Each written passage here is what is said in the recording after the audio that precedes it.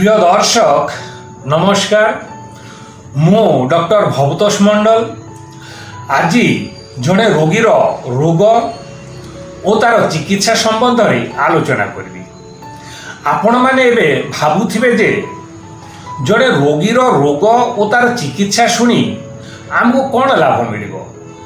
প্রিয় দর্শক, আপন মানক লাভকু আখিরে রখি এই ভিডিওটি প্রস্তুত করা হচ্ছে।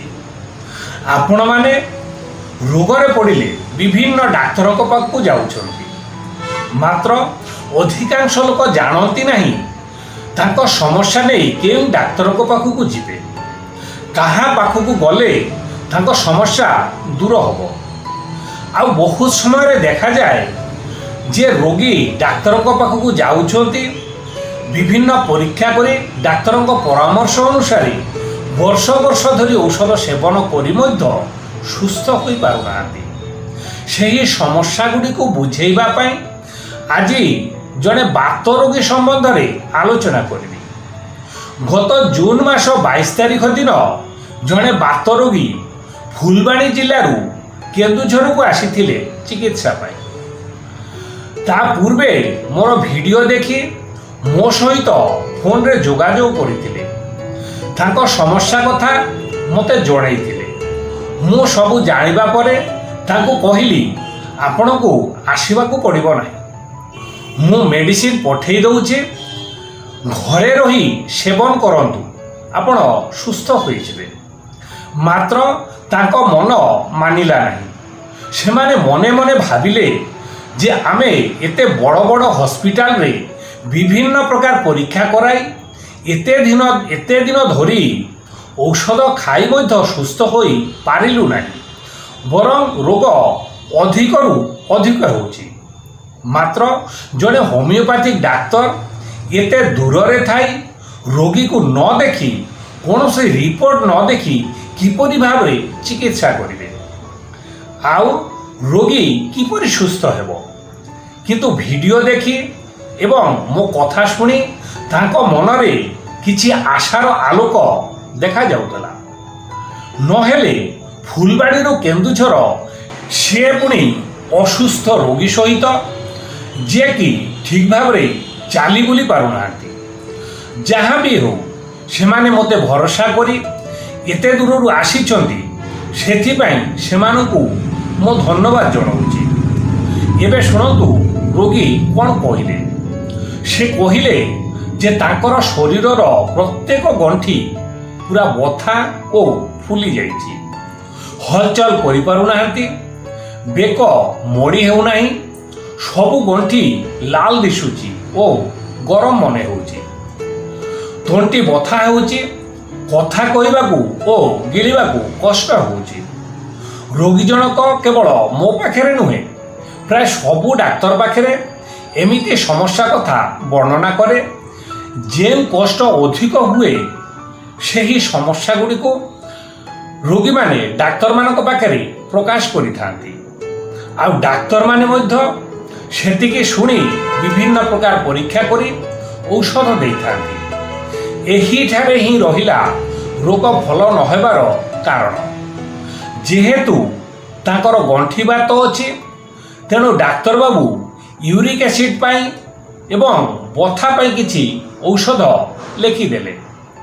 ଏହି ପ୍ରକାର ଚିକିତ୍ସା ପ୍ରାୟ ସବୁ ସ୍ଥାନରୁ ତାଙ୍କୁ ମିଳିଥିଲା, ତେଣୁ ସେ ଔଷଧ ଖାଇବା ବେଳେ ଭଲ, ଆଉ ଔଷଧ ଛାଡ଼ିଦେଲେ ପୁଣି ସମସ୍ୟା ସୃଷ୍ଟି ହେଲା। କିନ୍ତୁ ଔଷଧ ସେବନ କରୁଥିଲେ ମଧ୍ୟ ସେ କେବେ ହେଲେ ପୂର୍ଣ୍ଣ ସୁସ୍ଥତା ଅନୁଭବ କରିନଥିଲେ। ପ୍ରିୟ ଦର୍ଶକ, ରୋଗୀଠାରେ ଦେଖାଯାଉଥିବା ଗଣ୍ଠି ଫୁଲା ଓ ବଥା ଏହା କୌଣସି ରୋଗ ନୁହେଁ, ଏହା ହେଉଛି ଜଏଣ୍ଟର ଏକ ବେଦନାଯୁକ୍ତ ଅବସ୍ଥା, ଯାହା ରକ୍ତରେ ୟୁରିକ୍ ଏସିଡ୍ ଅଧିକ ହେବା ଯୋଗୁଁ ଏହି ୟୁରିକ୍ ଏସିଡ୍ର ଏକ ବାଇ ପ୍ରଡକ୍ଟ ମନୋସୋଡିୟମ୍ ୟୁରେଟ୍ ଗଣ୍ଠିରେ ଜମା ହେବା ହେତୁ ସୃଷ୍ଟି ହୋଇଛି। ଅର୍ଥାତ୍ ରକ୍ତରେ ୟୁରିକ୍ ଏସିଡ୍ ବଢ଼ିନଥିଲେ ଏହି ଗଣ୍ଠି ଫୁଲି ନଥାନ୍ତା ବା ବଥା ହୋଇନଥାନ୍ତା। ତେବେ ଏହି ଗଣ୍ଠି ବାତ ମୂଳରେ ରହିଛି ୟୁରିକ୍ ଏସିଡ୍।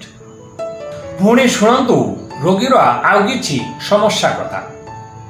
ଯାହା ମୁଁ ପ୍ରଶ୍ନ କରିବା ପରେ ରୋଗୀ ଜଣକ କହିଥିଲେ। ସେଗୁଡ଼ିକୁ ଆଗେ ନ ଶୁଣିଲେ ପୁଣି ବୁଝିବାକୁ ଅସୁବିଧା ହେବ।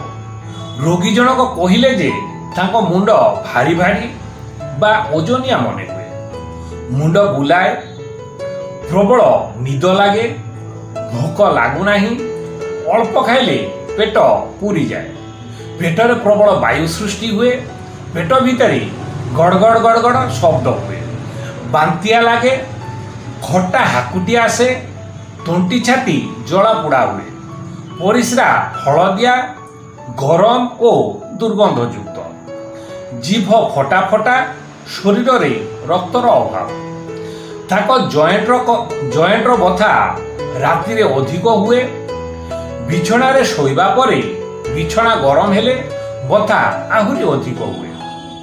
ପ୍ରଥମେ ଏହି ବଥା ପାଦର ଆଙ୍ଗୁଳି, ତାପରେ ଗଇଁଠି, ତାପରେ ଆଣ୍ଠୁ, ଏପରି ଭାବରେ ବଥା ଉପରକୁ ଉପରକୁ ମାଡ଼ି ଚାଲିଲା। ବଥା ଥଣ୍ଡା ପାଣିରେ କପଡ଼ା ଓଦା କରି ବାନ୍ଧି ରଖିଲେ ଆରାମ ଲାଗୁଥିଲା। ତାଙ୍କୁ ଦେଖିବାକୁ ତାଙ୍କର ପ୍ରକୃତ ବୟସ ଠାରୁ ଅଧିକ ଲାଗୁଥିଲା। ତାଙ୍କ ପୂର୍ବ ରୋଗ ବିବରଣୀରୁ ଜାଣିଲି ଯେ ସେ ମ୍ୟାଲେରିଆ ଏବଂ ଟାଇଫଏଡ୍ ଜ୍ୱର ଆଗରୁ ଭୋଗିଛନ୍ତି। ପ୍ରିୟ ଦର୍ଶକ, ଦେଖନ୍ତୁ, ରୋଗୀଠାରେ ଗଣ୍ଠି ବଥା ଛାଡ଼ିଦେଲେ ଆହୁରି ଅନେକ ସମସ୍ୟା ରହିଛି। ସେହି ସମସ୍ୟାଗୁଡ଼ିକ ମଧ୍ୟ ସମାନ କାରଣରୁ ସୃଷ୍ଟି ହେଉଛି, ଯେଉଁ କାରଣରୁ ୟୁରିକ୍ ଏସିଡ୍ ସୃଷ୍ଟି ହେଉଛି। ଏବେ ମୁଁ ତାର ପ୍ରମାଣ ଆପଣମାନଙ୍କୁ ଦେଉଛି। ପ୍ରିୟ ଦର୍ଶକ, ଯେତେବେଳେ ରୋଗୀ ଜଣକୁ ମ୍ୟାଲେରିଆ ଜ୍ୱର ହୋଇଥିଲା ସେତେବେଳେ ସେ ବିଭିନ୍ନ ପ୍ରକାର କେମିକାଲ ଯୁକ୍ତ ଔଷଧ ସେବନ କରି ମ୍ୟାଲେରିଆ ଜ୍ୱରକୁ ଭଲ କରିଥିଲେ। ସେହି ଔଷଧ ଦ୍ୱାରା କିଛି ଜୀବାଣୁ ମରିଯାଇଛନ୍ତି, ଆଉ କିଛି ଜୀବାଣୁ ଲିଭର ଭିତରେ ପ୍ରବେଶ କରି ନିଜକୁ ବଞ୍ଚେଇ ରଖିବାକୁ ସକ୍ଷମ ହୋଇଛନ୍ତି, ଆଉ ସେଠାରେ ରହି ଲିଭର କାର୍ଯ୍ୟରେ ବାଧା ସୃଷ୍ଟି କରୁଛି। ଫଳସ୍ୱରୂପ ତାଙ୍କ ଲିଭର ଅଧିକ ମାତ୍ରାରେ ୟୁରିକ୍ ଏସିଡ୍ ସୃଷ୍ଟି କରୁଛି, ବାଇଲ୍ ଠିକ୍ ଭାବରେ ପ୍ରସ୍ତୁତ ହୋଇପାରୁନାହିଁ, ହଜମ କାର୍ଯ୍ୟ ବାଧିତ ହେଉଛି, ଯାହା ଖାଇଲେ ମଧ୍ୟ ଗ୍ୟାସ୍ ସୃଷ୍ଟି ହେଉଛି, ଶରୀର ଭୀଷଣ ଦୁର୍ବଳ, ଶରୀରରେ ଭିଟାମିନ୍ର ଅଭାବ ହେତୁ ଜିଭ ଫାଟି ଫାଟି ଯାଉଛି, ଏଲାର୍ଜି ଯୋଗୁଁ ଚର୍ମ ସମସ୍ୟା ଦେଖାଦେଉଛି, ଇନଫେକ୍ସନ୍ ସପ୍ରେସ୍ଡ ଅବସ୍ଥାରେ ଥିବା ହେତୁ କୌଣସି ପରୀକ୍ଷାରେ ରୋଗ ଜୀବାଣୁ ଧରାପଡ଼ୁନାହିଁ। ମାତ୍ର ଏହା ନିଶ୍ଚିତ ଯେ ସମସ୍ତ ସମସ୍ୟାର କେନ୍ଦ୍ର ହେଉଛି ଲିଭର।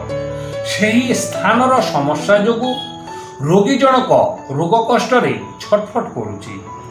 ଏବେ ଆପଣମାନେ କହନ୍ତୁ, କାହାର ଚିକିତ୍ସା କଲେ ରୋଗୀ ଜଣକ ରୋଗମୁକ୍ତ ହେବେ? କେବଳ ବାତ ନୁହେଁ, acid, gas, skin allergy, anaemia ଇତ୍ୟାଦି। ପ୍ରିୟ ଦର୍ଶକ, ଆପଣମାନେ ଆଶ୍ଚର୍ଯ୍ୟ ହେବେ, ମୁଁ କେବଳ ଗୋଟିଏ ମାସର ଔଷଧ ଦେଇଥିଲି। ସେହି ମେଡିସିନ ସେବନ କରି ରୋଗୀ ଜଣକ ନିଜେ କହୁଛନ୍ତି ଯେ 8 ଦିନ ପରେ 50% ରୋଗ କଷ୍ଟ କମିଯାଇଥିଲା, ଆଉ ମାସେ ପରେ ଶରୀରର 90%ରୁ ଅଧିକ ସମସ୍ୟା ଚାଲିଯାଇଛି। ଏହା ମୋର କଥା ନୁହେଁ। ଆପଣମାନେ ଜାଣିବାକୁ ଚାହିଁଲେ ରୋଗୀ ସହିତ ମଧ୍ୟ କଥା ହୋଇପାରିବେ। ପ୍ରିୟ ବନ୍ଧୁ, ରୋଗ ଯେଉଁଠି ଦେଖାଯାଏ ତାର କାରଣ ସେହିଠାରେ ନଥାଇପାରେ। ମାତ୍ର ରୋଗର କାରଣ ଦୂର ନ ହେଲେ ରୋଗ କ'ଣ ଭଲ ହୋଇପାରିବ? ଯେପରି ଚର୍ମ ରୋଗ, ଶ୍ୱାସକଷ୍ଟ, hyper acidity, high cholesterol, heart blockage, migraine ଇତ୍ୟାଦି। ପ୍ରିୟ ଦର୍ଶକ, ଆମର ଏହି ଭିଡ଼ିଓଟି ଆପଣମାନଙ୍କୁ କେମିତି ଲାଗିଲା କମେଣ୍ଟ ମାଧ୍ୟମରେ ଜଣାନ୍ତୁ। ଯଦି ଏହି ଭିଡ଼ିଓଟି ଆପଣମାନଙ୍କୁ ଭଲ ଲାଗିଥାଏ ତେବେ ଏହି ଭିଡ଼ିଓଟି ସେୟାର କରି ନିଜେ ଜାଣିବା ସହିତ ଅନ୍ୟ ରୋଗୀଙ୍କୁ ଜାଣିବାକୁ ସହଯୋଗ କରନ୍ତୁ। ଆଉ ଆପଣ ଯଦି ଆମ ଚ୍ୟାନେଲର ନୂତନ ଦର୍ଶକ ତେବେ ଏପରି ଭିଡ଼ିଓ ପାଇବା ପାଇଁ ଆପଣ ଏହି ଚ୍ୟାନେଲଟିକୁ ସବସ୍କ୍ରାଇବ୍ ମଧ୍ୟ କରନ୍ତୁ। ଧନ୍ୟବାଦ।